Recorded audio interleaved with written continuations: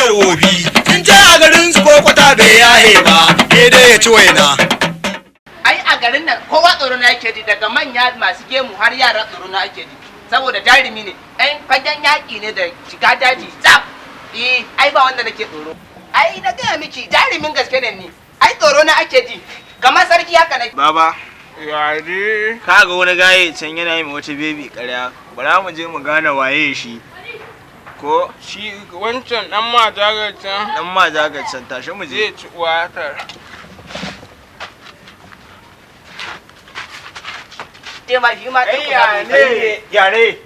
ka ji mutanen banza. Ni za ku yi shi. Na bure cikin mutum. Me kuke so? Karba abin da ke hannunsu. Babu abin da ke hannun ku Gashi, gaba ɗaya. gashi. Ba mu Wai na so kefa ba shi ke ba. Me ya jakan Ki nan? bashi. Me ya jakan nan? Ba komai kai. Wannan. Matsiyaci, sa hularka.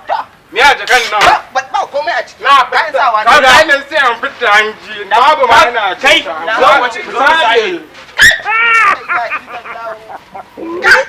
Magaryaci. A Dama da ƙarya kake yi? ai baki sani ba. Duk wannan Ai ƙarya- alƙur'an ba ƙarya ne miki Shi ba. ƙarya kake yi? Ai manta kayan yaƙi na baro guruwa da layi na a gida, amma da ba haka ba wannan yaran suke sama in ce musu wani abu da waɗanda nake koya yaƙi ma ba su kai su ba. Ke kin sa a wajen wani koyi yaƙi? Ba ya ji da ne fa ya koya min yaƙi. Duk wannan koren da kake ya tashi a banza magaryaci. Wani da Allah ya nuna min tun kafin soyayya mu ma ta yi nisa.